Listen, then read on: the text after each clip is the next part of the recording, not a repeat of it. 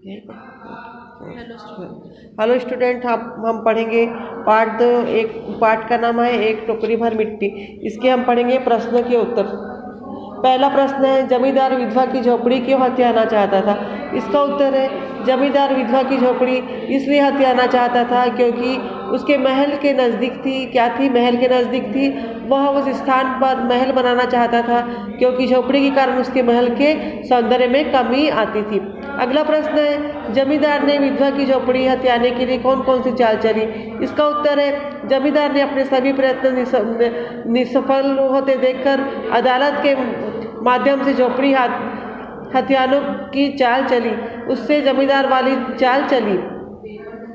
अगला प्रश्न है, विधवा की झोपड़ी से कौन कौन सी यादें जुड़ी हुई है जिसके कारण वह झोपड़ी छोड़ना नहीं चाहती थी? इसका उत्तर है, इस झोपड़ी में उसने अपने पति, बेटे, बहू के साथ दिन बिताए थे। उनकी यादें उसी झोपड़ी में जुड़ी हुई थी। उसे झोपड़ी से मोह था, लगाव था। वह अपनी जिंदगी के अंतिम दिन वह गुजारना चाहती थी जिसके कारण वह झोपड़ी छोड़ना नहीं चाहती थी। अगला प्रश्न है, विधवा की पोती ने खाना पीना क्यों छोड़ दिया था? इसका उत्तर है, विधवा की पोती को भी अपनी झोपड़ी से बहुत लगाव था। झोपड़ी छोड़कर अन्यत्र चले जाने के कारण उसने अपना खाना पीना छोड़ दिया था। अगला प्रश्न है, बुढ़िया झोपड़ी में से एक टोकरी मिट्टी क्यों ले जाना चाहती थी?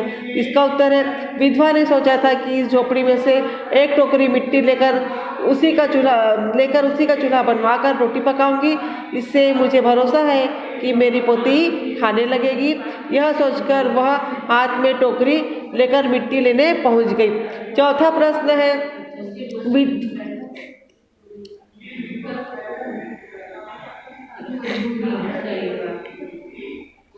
विधवा की पोती ने खाना पीना क्यों छोड़ दिया? इसका उत्तर है, विधवा पोती को अपनी झोपड़ी में बहुत लगाव था। झोपड़ी छोड़कर अन्यत्र चले जाने के कारण उसने खाना पीना छोड़ दिया था।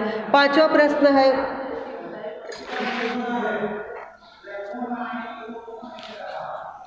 बुढ़िया झोपड़ी में से एक टोकरी मिट्टी क्यों ले जाना चाहती थी? इसका उत्तर है, विधवा ने सोचा कि झोपड़ी में से एक टोकरी मिट्टी लेकर उसी का चूल्हा बनवाकर रोटी पकाऊंगी। इससे मुझे भरोसा है कि मेरी पोती रोटी खाने लगेगी। यह सोचकर वह हाथ में टोकरी लेकर मिट्टी लेने पहुंच गई थी।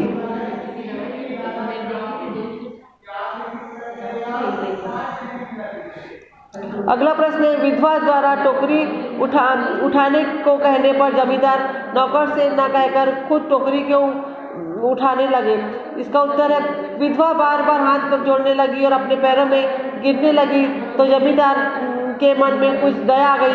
इस कारण जमींदार किसी नौकर से न कहकर खुद टोकरी उठाने लगे। अगला प्रश्न है, जमींदार ने विधवा के सामने किस कारण से लज्जित होना पड़ा?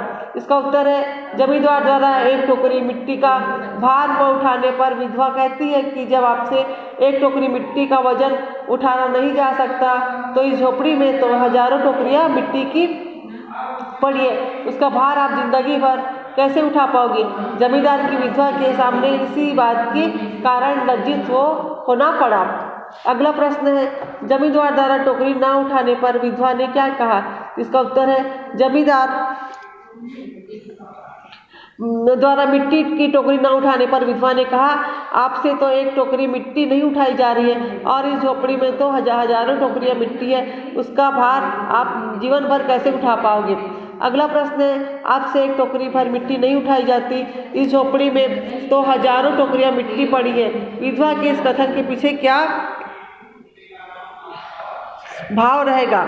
इसका उत्तर है, विधवा के इस कथन के पीछे यह भाव होगा कि जब आप से टोकरी मिट्टी नहीं उठा पा रहे तो इस झोपड़ी में हजारों टन मिट्टी पड़ी है, अर्थात इस झोपड़ी को हथिया रहे तो इस अपराध का बोझ जीवन भर आप कैसे उठा पाओगे? फिर अगला प्रश्न है, लास्ट वाला, इस कहानी का शीर्षक एक टोकरी भर मिट्टी क्यों रखा है? तो इसका उत्तर है, वृद्धा विधवा द्वारा एक टोकरी मिट्टी मांगे जाने पर जमींदार का हृदय परिवर्तन होता रहा। इस कारण कहानी का शीर्षक एक टोकरी भर मिट्टी रखा गया है। अब हम पढ़ेंगे भाषा तत्व और व्याकरण। तीसरा प्रश्न है,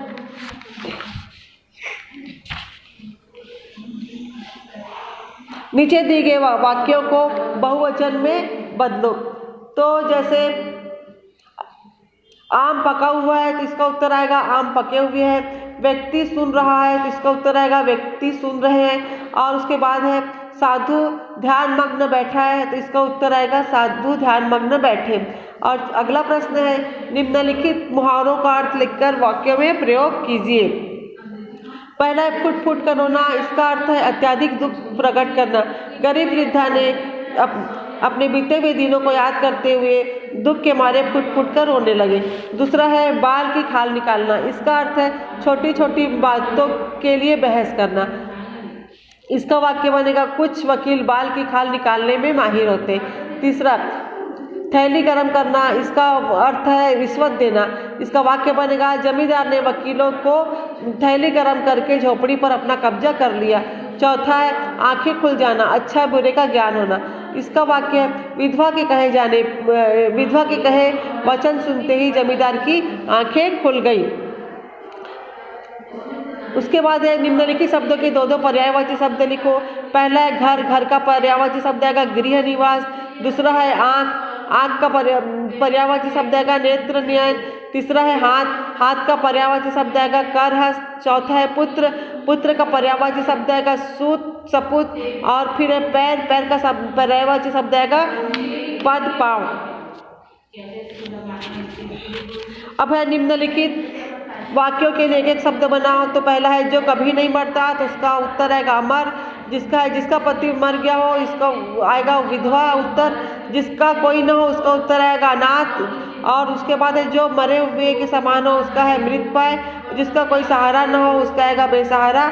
उसके बाद है जिसकी कोई तुलना न की जा सके अतुलनीय। Thank you.